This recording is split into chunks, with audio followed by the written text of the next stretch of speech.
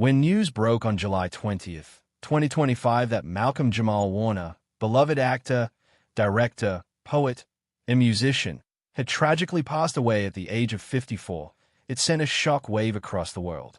For millions, the name Malcolm-Jamal Warner wasn't just synonymous with Theo Huxtable from The Cosby Show. He was a symbol of depth, resilience, and quiet brilliance who evolved far beyond the character that made him a star in the 1980s. His death, caused by accidental drowning in the deceptively powerful rip currents off Costa Rica's Caribbean coast, came not only as a heartbreak, but also a moment of sobering reflection. What remained was not just the memory of a young actor who grew up before the world's eyes, but the quiet revelation of the multidimensional man he became. A man whose estate, works, and impact were more profound than many ever realized. In the days following his passing, tributes flooded in from fellow actors, musicians, poets, and fans across generations. They didn't just mourn his death. They celebrated his evolution from child star to Renaissance man, from a sitcom favorite to a Grammy-winning artist and poetic voice for mental health, black culture, fatherhood, and vulnerability. Malcolm-Jamal Warner had, in his own words, spent a lifetime trying to be a good person who uses his creativity to elevate others. But what truly leaves people speechless isn't just the tragedy of his passing. It's what we learned about him after. Through interviews, unpublished works, music unreleased in his lifetime, personal letters, podcast recordings, and memories shared by those closest to him, we uncover a deeper, richer story. One of lost love, quiet suffering, artistic rebirth, family devotion, and the startling truths about the man who had never sought the spotlight, but had always quietly reshaped it. This video dives deep into the soul of a man the world thought they knew. We journey through the unforgettable story of Malcolm-Jamal Warner's life, loss, legacy, and the intimate discoveries that came to light after his death. From his humble New Jersey beginnings to a final reflective podcast just weeks before the tragedy, this is a story not of mystery, but of meaning, and what they found that will leave you speechless. Before Malcolm-Jamal Warner would become an Emmy-nominated actor, a Grammy-winning poet, and a voice of cultural introspection, he was simply Malcolm, an only child being raised by his determined single mother in the heart of Jersey City, New Jersey. Born on August 18, 1970, Malcolm's name was a deliberate act of identity. His mother named him after two people who symbolized power and artistry: Malcolm X, the firebrand activist and orator, and Ahmed Jamal, the jazz pianist known for subtle complexity. That name alone forecast the kind of life he would come to live, one rooted in purpose, rhythm, and transformation. From a very young age, Malcolm showed signs of being special. He wasn't just curious, he was observant. His mother, Pamela Warner, noticed her son had a quiet intensity. Where other children would run wild, Malcolm would sit and watch, analyzing the world around him. He memorized commercials, reenacted characters from TV, and seemed to understand adult emotions far beyond his years. Pamela, a literacy advocate and fiercely independent woman, made a bold decision. She would do whatever it took to give her son a future far greater than the streets of Jersey City could offer. That meant moving to Los Angeles when Malcolm was just 5. It was a seismic change, but one Pamela believed was necessary. She enrolled him in acting classes and surrounded him with opportunities for growth. Malcolm didn't resist it. He thrived. He began performing in school plays, and by the time he was in his early teens, he was landing small roles in shows like Matt Houston, Fame, and Call to Glory. These appearances didn't make him a star, but they were vital in sharpening his skills, teaching him about presence, timing, and control. By 1984, the big moment arrived. At age 13, Malcolm auditioned for a brand new NBC sitcom, The Cosby Show. Producers were seeking someone to play Theo Huxtable, the only son in a fictional upper-middle-class black family led by a doctor and lawyer. Hundreds of boys came in for the part. Some were too theatrical, others too stiff. But when Malcolm walked into the room, something shifted. His natural charisma, comedic instincts, and calm confidence immediately impressed Bill Cosby, who handpicked Malcolm personally for the role. The decision changed not only Malcolm's life, but the cultural landscape of American television. Suddenly, the kid from Jersey City was front and center in a show that would reach millions of homes every week, helping redefine how black families were seen on TV. As Theo, Malcolm portrayed a teenager with real struggles, academic difficulties, insecurity, a desire for independence, but also a profound heart.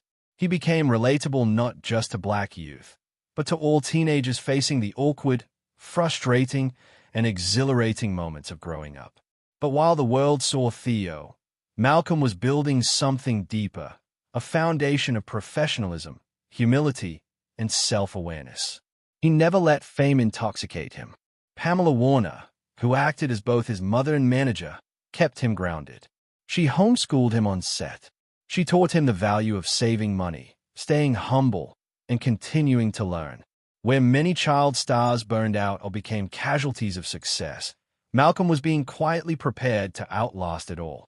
As the Cosby Show dominated ratings and pop culture in the mid to late 80s, Malcolm remained calm under pressure. He made no tabloid headlines, threw no tantrums, and asked for no special treatment. His colleagues often said he was more mature than people twice his age. And when the show won multiple Emmys and became a cultural touchstone, Malcolm took it all in with quiet gratitude. But even as the world embraced Theo, Malcolm was slowly but surely becoming someone else. An artist who wanted to do more than just act. He wanted to direct. He wanted to write. He wanted to speak his truth, not just play a role. In hindsight, the boy from Jersey City who had memorized TV scripts on the floor of his mother's apartment was never just playing pretend. He was preparing for a lifetime of purpose. With the Cosby Show skyrocketing into the cultural stratosphere, Malcolm-Jamal Warner's face became one of the most recognizable on television. As Theo Huxtable, he helped humanize the Black American experience for audiences around the world. But behind the charm and relatability of his character, Malcolm began to sense the weight that fame carries, especially for young black performers. At just 15, Malcolm was being approached by fans everywhere, thrust into the public eye in a way few teenagers ever experience. While his castmates, including Bill Cosby and Felicia Rashad, formed a protective family around him, Malcolm faced a complex internal battle. He was grateful for the opportunity, yet quietly aware that he was being seen more for the character he played than the person he truly was. He once reflected in an interview, "Though was lovable and flawed, and people wanted me to be like him. But I was growing up in ways that Theo couldn't." It was during these years that Malcolm began writing poetry, a deeply personal escape from the scripted nature of television. His notebooks became filled with verse that explored identity, family, loss, and ambition. While others partied, he retreated to his thoughts, using poetry as both a mirror and shield. At age 17, he made a bold decision. He wanted to direct. He studied behind-the-scenes production on the Cosby Show set, watching every camera angle and edit. Eventually, Cosby gave him a shot. Warner directed episodes of the show and gained invaluable experience that would guide his creative life for decades. As the show ended in 1992, Malcolm stood at a crossroads. Fame had come early, but now what would he do with it? He chose the road less traveled, authenticity over applause. The 1990s were a time of reinvention for Warner. Many assumed he'd fade into obscurity, a common fate for child stars. But he surprised everyone by co-creating and starring in the UPN sitcom Malcolm and Eddie, 1996 to 2000, alongside comedian Eddie Griffin. The show centered around two mismatched roommates, a responsible, business-minded Malcolm and the wild, unpredictable Eddie. Their chemistry was electric, and the show became a hit within urban communities. Unlike the polished upper-middle-class world of The Cosby Show, this series had grit, slang, laughter, and edge. Warner used it as a platform to challenge stereotypes, especially the notion that former child stars couldn't evolve. But the show wasn't just acting, it was ownership. Malcolm had creative control and used the opportunity to learn more about production, screenwriting, and casting. Behind the scenes, he was building an empire of experience, all while keeping his name free from scandal. Outside of TV, he dove deeper into music. He learned bass guitar, studied at Berklee College of Music, and began performing spoken-word poetry in Los Angeles clubs. His performances weren't lighthearted. They addressed racial injustice, mental health, police brutality, and the quiet pain of being misunderstood. While his earlier fame had cast a long shadow, Malcolm was learning to shine on his own terms. Though his public image was squeaky clean, Malcolm-Jamal Warner's personal life was marked by a mix of passion and heartbreak. In the mid-1990s, he famously dated fellow child star Michelle Thomas, who played his girlfriend on The Cosby Show and later his on-screen wife on Malcolm and Eddie. Their relationship, though private, was deeply rooted in mutual respect and shared experiences. When Michelle was diagnosed with a rare form of cancer, desmoplastic small round cell tumor, Malcolm stood by her side. She passed away in 1998 at just 30 years old with Malcolm and her mother by her side. The loss devastated him. He would later describe Michelle as the love of my life and admitted in rare interviews that her death changed him profoundly. He became more introspective, more focused on spiritual health, and more driven to use his art for emotional connection. Her loss became a recurring theme in his poetry and music, a wound that never fully healed but fueled his creativity. In the years following, Malcolm kept his romantic life extremely private. Though he would later marry and have a daughter, he never sought the limelight in his personal affairs. For him, love was sacred, and loss had made him careful. In the 2000s, while Hollywood was still chasing flashy names and fast fame, Malcolm found solace in music and poetry.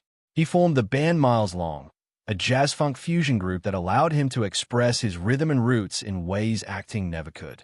His debut album, The Miles Long Mixtape, 2003, was followed by Love and Other Social Issues, 2007, a poetic exploration of Black love, identity, and injustice.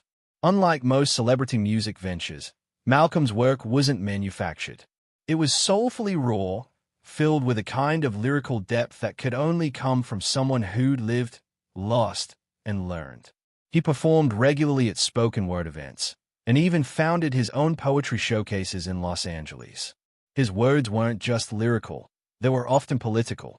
He wrote about Trayvon Martin, about the death of his friend Michelle Thomas, about anxiety, fatherhood, and hope. In 2015, Malcolm won a Grammy Award for Best Traditional R&B Performance on the song Jesus Children, collaborating with Robert Glasper Experiment and Layla Hathaway. It was a high honor, not for a commercial hit, but for a tribute to the children lost in the Sandy Hook tragedy. The win validated everything he had built since his teen years. He was no longer just Theo Huxtable. He was Malcolm-Jamal Warner, a man of art, purpose, and voice.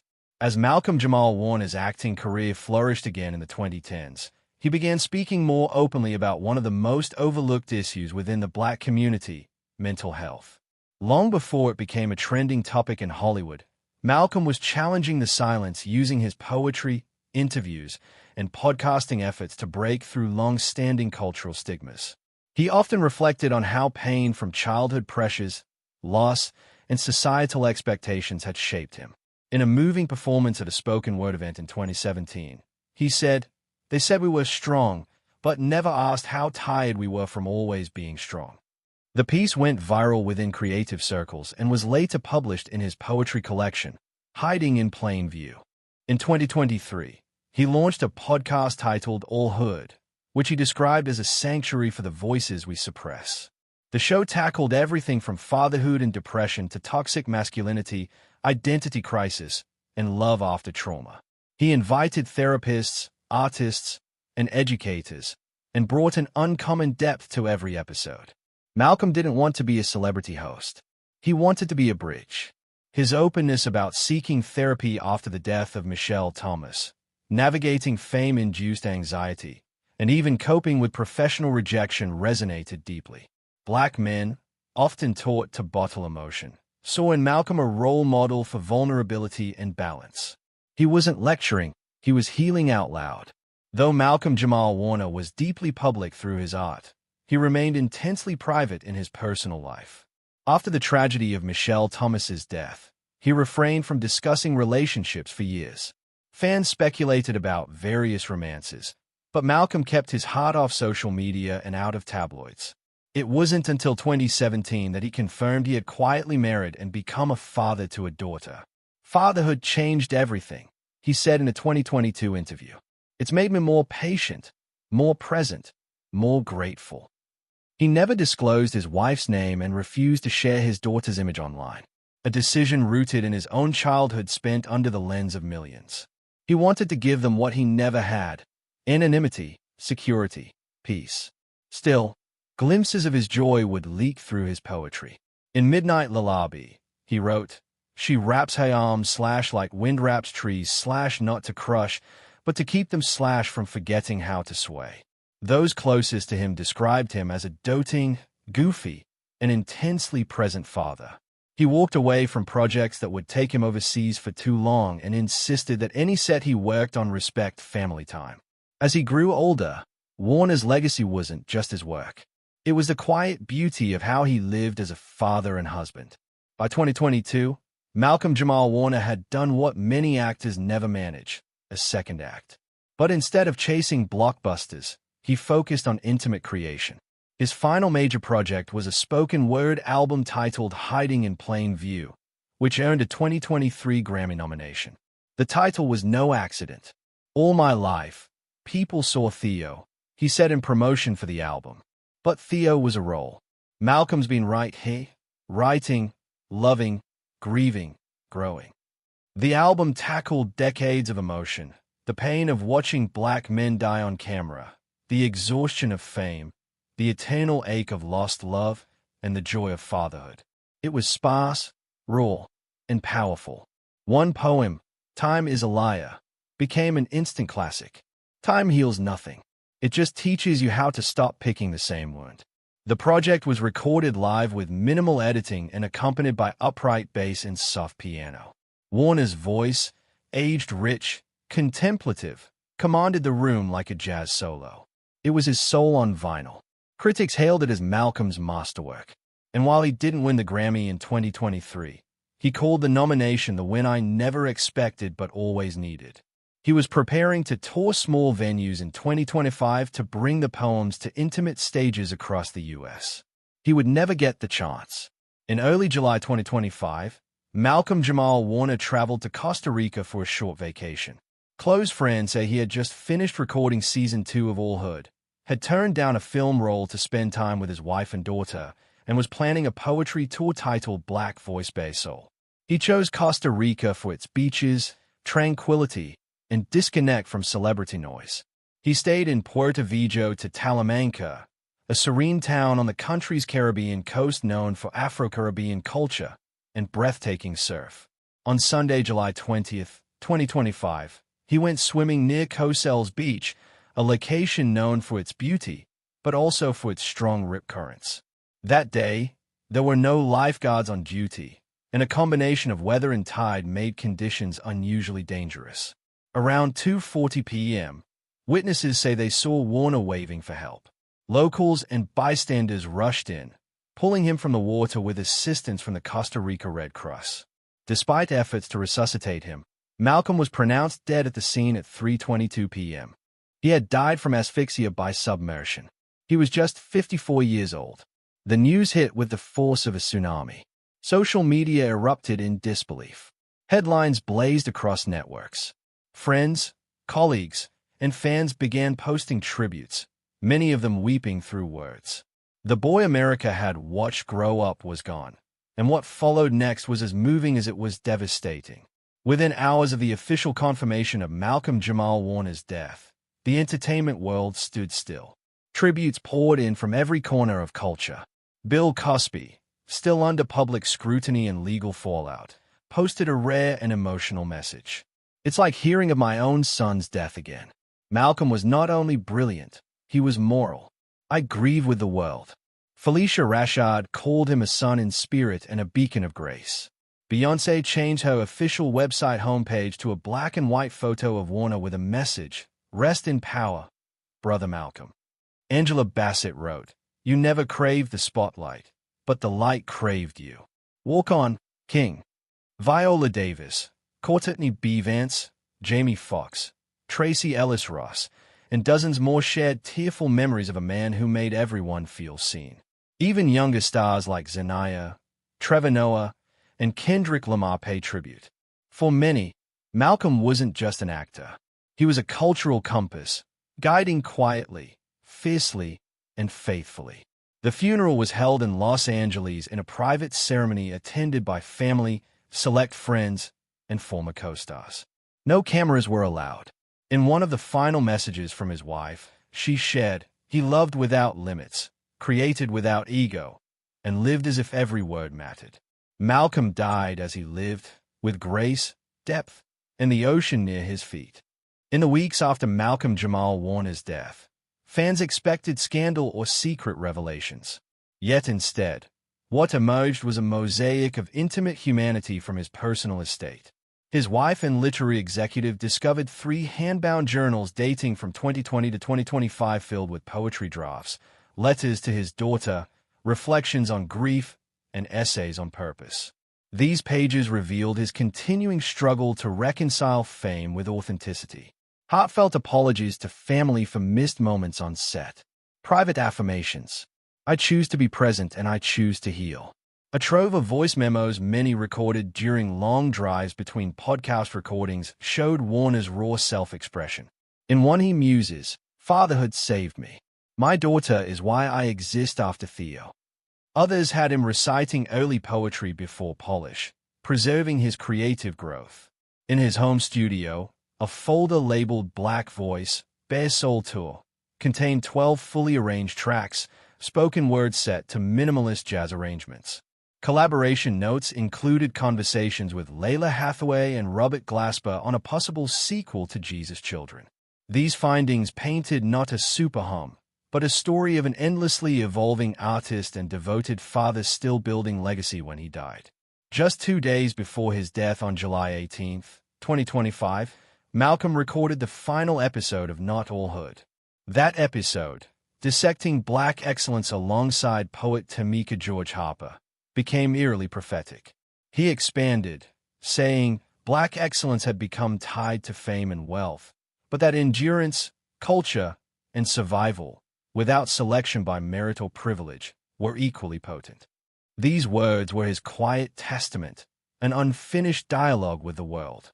After the discoveries, the Warner estate released a series of carefully curated materials, selected journal entries, poetry, an excerpt of his album, and video clips from Not All Hood. The response was overwhelmingly poignant. Fans posted photos of the journals with quotations that resonated with grief, purpose, and growth. Poets and social workers said his vulnerability in discussing mental health inspired policy efforts in support groups and schools.